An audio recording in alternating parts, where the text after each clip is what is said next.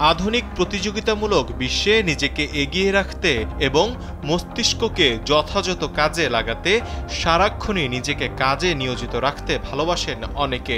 অফিসের কাজ সামাল দিতে না দিতেই বাড়ির কাজ সারার কথা মনে হয়। বাড়ির কাজ শেষ করে বিছানায় পিঠ ঠেকাতেই আবার পরের দিনের পরিকল্পনা মাথায় ঘুরপাক খেতে থাকে। নিজের কথা ভাববার এতটুকু ফুরসত নেই। একটা ছুটির দিন কার্যত বিশ্রাম নেওয়ার কথা, কিন্তু চুপ করে বসে থাকতে গেলেও মন খচখচ করতে থাকে। নির্দিষ্ট কোনো একটি কাজ করতে গেলেই মনে হয় অন্যটি করলে ভালো হতো। কত কিছুই করার ছিল, হলো না। মনোবিদরা বলছেন ব্যস্ত থাকা ভালো, তবে মাথায় সারাক্ষণ কাজের চিন্তা ঘুরতে থাকা আসলে টাইম ফ্যামিন। 1 মিনিটে নগদ ইসলামিক অ্যাকাউন্ট খুলতে ডায়াল করুন *167#।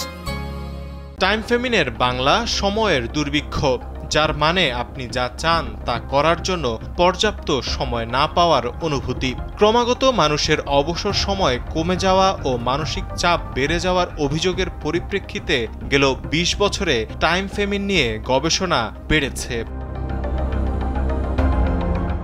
মনোবিজ্ঞানীরা বলছেন, আমরা এমন একটি সমাজে বাস করছি যেখানে প্রতিনিয়ত কাজে ব্যস্ত থাকাকে খুব বেশি অগ্রাধিকার দেওয়া হয়। এতে করে মানুষ উৎপাদনশীলতার সঙ্গে নিজেকে মূল্যায়নের বিষয়টি গুলিয়ে ফেলছে। ফলে অনেক সময় বিশ্রাম নিলে বা বসে থাকলে বা কিছুক্ষণ অবসর কাটালে নিজের মধ্যেই অপরাধবোধ তৈরি হচ্ছে, যা আসলে স্বাভাবিক নয়। গবেষণা বলছে, এ ধরনের অনুভূতির কারণে মনে হয় ব্যস্ততা রয়েছে, কিন্তু কোনো কাজই সঠিকভাবে করা হয়ে ওঠে না। কোনো কাজ শুরু করলেও তা সুষ্ঠুভাবে শেষ করা যায় না। অন্যদিকে পরিবারের সঙ্গে সময় কাটানো বা বন্ধুদের সঙ্গে আড্ডা দেওয়ার সময় তো একেবারেই মেলে না। ফলে ঘটছে মানসিক স্বাস্থ্যের অবনতি। নিজের ভেতর এমন চিন্তা বা অনুভূতি কেন এবং কিভাবে তৈরি হচ্ছে তারও উত্তর খোঁজার চেষ্টা হয়েছে গবেষণায়। প্রতিবার একটু ফুরসত পেলেই ইমেল চেক, ফিড স্ক্রল করতে ফোনটি হাতে নিচ্ছি এই ভেবে যে আমরা উৎপাদনশীল কিছু করতে যাচ্ছি। তবে বিষয়টি নিজেকে বোকা বানানোর মতোই। প্রযুক্তিতে আসক্তি ছাড়াও নিজের কাজের বাউন্ডারি বা সীমানা ঠিক না করা, আপডেটেড না থাকার ভয় ও বেশি চাপ নেয়ার কারণে মানুষের মাঝে টাইম ফ্যামিনের অনুভূতি তৈরি হয়। টাইম ফ্যামিন বা সময়ের অভাব ধারণাটি বাস্তবতার চেয়ে অনুভূতিতেই বেশি থাকে। তবে চাইলে জটিল এই পরিস্থিতিও সামলে ওঠা যায়। তার জন্য জীবনযাপনে আনতে হবে কিছু পরিবর্তন। সবার আগে নিজের মধ্যে সময় সচেতনতা তৈরি করার চেষ্টা করুন। সচেতনতা আমাদেরকে পরিষ্কারভাবে দেখায় আমরা কিভাবে আমাদের সময় ব্যবহার করছি। দিনে কি কি কাজ করবেন তা নির্ধারণ করুন। এতে করে কাজের সীমানা নির্ধারণ হবে। আপডেটেড না থাকার ভয়, প্রযুক্তির আসক্তি ও চাপ কমে আসবে।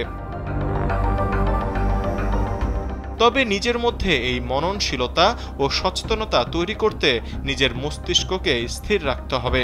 গবেষণা বলছে, নামাজ ও মেডিটেশন আমাদের অভ্যন্তরীণ অবস্থা সম্পর্কে সচেতনতা গভীর করে এবং সময় ব্যবহার সম্পর্কে আমাদের উপলব্ধির পরিবর্তন করে। সকালে বিছানা থেকে উঠে সময় নিন, কফি পান করুন, হালকা স্ট্রেচিং বা ব্যায়াম করুন। সাথে সাথেই ফোন ধরবেন না। কাজের ফাঁকে বিরতি নিন। যে কাজগুলো করতে পছন্দ করেন তা করার চেষ্টা করুন। হালকা হাঁটতে পারেন, ধীরে সুস্থে খাবার উপভোগ করুন এবং নতুন অভিজ্ঞতার সুযোগ অনুসন্ধান করুন। পরবর্তী পদক্ষেপটি হলো না বলতে শিখুন। আপনার লক্ষ্যের সাথে কাজগুলো সমন্বিত আছে কিনা নজর রাখুন। আপনার লক্ষ্যকে ভ্রষ্ট করবে এমন অনুরোধগুলোকে ভদ্রতার সঙ্গে না বলতে শিখুন। ঘরে বাইরে নানা রকম কাজ থাকে, সেগুলো সঠিকভাবে সম্পন্ন করতে সময় ভাগ করে নিন। যত ব্যস্ততাই থাক তার মাঝে যেটুকু সময় পাওয়া যায় চুটিয়ে মজা করতে শিখুন। অফিসের কাজ থেকে ছুটি পেয়ে কোমর বেঁধে বাড়ির কাজ সারতে গেলে কিন্তু হবে না। কোনো একটা দিন অতিরিক্ত সময় কাজ করলে পরের দিন সেই সময়টুকু নিজেকে উপহার দিন। তৌহিদুল ইসলাম তারেক, কালবেলা।